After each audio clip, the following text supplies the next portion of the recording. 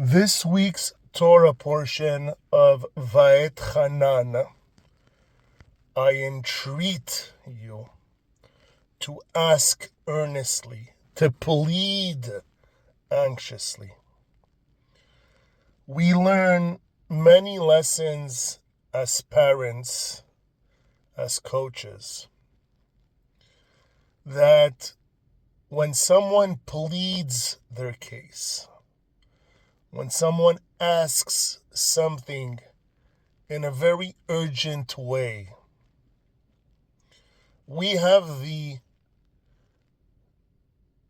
privilege, the prerogative to say yes or to say no. How many times in a parent's life, whether mom or dad, have we heard, "Mommy, mommy, please let me go. Daddy, daddy, please, I need money." Or, "Daddy, why are you like this?" Or, "Mommy, I need this right now. Please, I beg of you, and please, I will be nice. I will do everything. Ask me anything and I'll do it." How many times can we count on our little fingers the times that we've heard our kids beg, plead? In French, we say supplier for something. What does that have to do with the Torah portion of the week of VAETCHANAN? VAETCHANAN, in English, it means entreated. VAETCHANAN el Adonai. I entreated towards God. I pleaded towards God. I begged towards God. I prayed towards God. Who are we talking about? Who is I? None other than Moses. Moshe Rabbeinu, the great leader of Israel. How dare we compare the greatness of Moses to kids pleading and begging and crying for things that they want? "Daddy, daddy, mommy, mommy, please, please, please, I promise, I promise, I promise. Please, one more chance, one more thing." What is the correlation between Moses and what these kids do? And what is the lesson to be learned? So for those that don't know, Moses, who was the leader of the Israelites, of the Hebrews, the Bnei Israel that were in Egypt, from the age of 80 until his last breath at the age of 120 years, Moses was their leader, Moshe Rabbeinu. And he did everything God asked. He suffered because the people were never happy. They complained.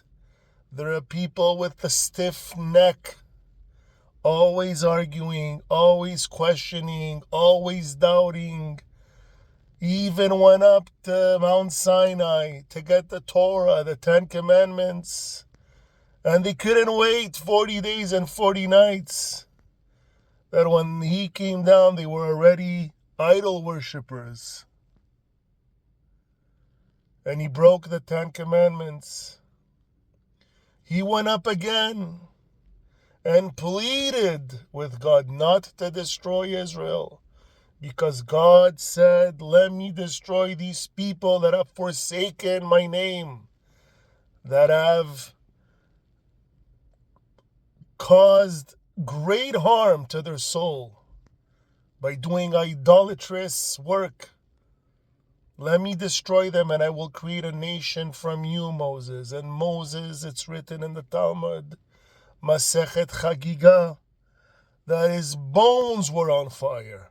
He was trembling, not out of fear, but out of vengeance for his people, even if his people betrayed him, even if his people wanted to kill him and stone him, like we even see in the movie. Moses was a fierce defendant, litigator for Israel. And he told Hashem, if you destroy them, you shall erase my name from your book. And Moses saved the Hebrew people.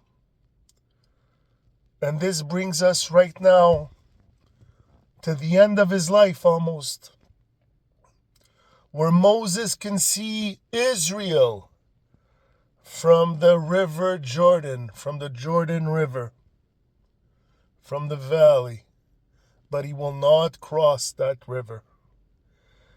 Hence, VAETCHANAN el Adonai. Moses entreated God. With how many prayers, we ask? Rashi explains, a commentator, Rabbi Shlomo Yitzchaki, Moses pleaded. So let's go back to mommy, mommy, mommy, daddy, daddy, daddy. 515 times to God. Not once, not 10, not 100, but 515 times. How do we get that number? Very simple. The word VAETCHANAN, every letter has a numerical value. So if you take the numerical value of VAETCHANAN, Vav is 6, Aleph is 1, Taf is 400, Het is 8, Nun and Nun are 50 each. We get 515 prayers. And God said no.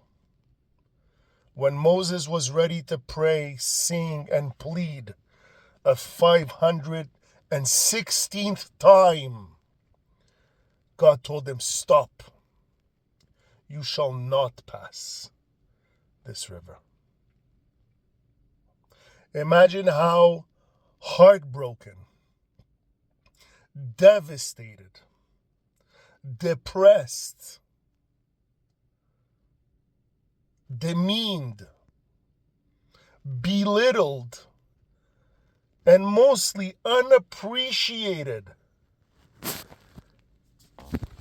did Moses feel. Everything he's done for God, Ehyeh asher ehyeh, I will be what I will be. Everything he has sacrificed, even his marriage, for the people of Israel. And Moses himself cannot cross the land into Israel. It will be Joshua. Imagine how devastated he was. And this is the lesson to learn.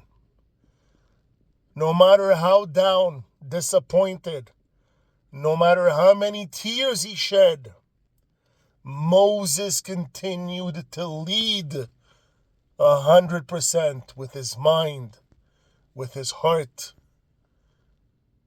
body and soul for the Israel people. Until the last day on earth, he left as an angel. He was compared to an angel. He died at 120 years. Mita bin Shika. He died with the kiss of death. He didn't suffer. God himself buried him with the angels. He could not lead anymore because Moses became an angel. Could you imagine if we had gone the other way? Unappreciated, God doesn't like me, God hates me, these people are imbeciles, I sacrificed everything and I'm not getting my reward. I'm going to revolt, I'm going to rebel, and I'm going to get out of here.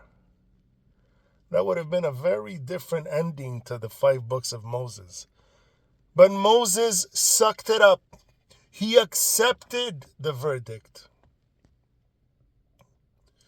He didn't cry afterwards. He accepted his emotion. He mourned that he couldn't go into Israel. But then he took the first step to continue leading his people no matter what. Genuinely, with purity, with 100% love. And that's a lesson for us. Compared to Moses, we're nothing but a speck of dust. we are nothing compared to Moses. We have accomplished nothing compared to Moses. Sometimes we will face situations, trials and tribulations. We will face challenges where we feel defeated, where we feel lost, where we feel unappreciated, worthless. But we must continue towards our purpose. We must not stop doing good. We must not stop believing and having faith that whatever happens, whatever happened, is for your good. Yes, Moses didn't go into Israel, but he became an angel on this earth. Moses existed 3,000 plus years ago, and we still talk about Moses. He is immortal. He is a legend, an immortal being that will always live in our tongues, in our mouth, in our mind, in our thoughts. And that's what we have to learn. And for our kids that we keep hearing, Mommy, Mommy, please, please, Daddy, Daddy, can you? We have to make them also understand that sometimes there's going to be yes. But when there's no, it's for their best. It's for them to learn. And if they argue, if they get a little challenging and disrespectful, you stick to your answer. Maybe they won't understand now. Maybe they won't understand the next week. But later on down the line, they're going to be, my dad, my mom were right. So if there's one lesson to learn from the Parasha VAETCHANAN, is sometimes that we think that we deserve something. And we plead with that person, that being. And it happens that we will not get it. Even though we deserve it, we will not receive it. And it's la grandeur,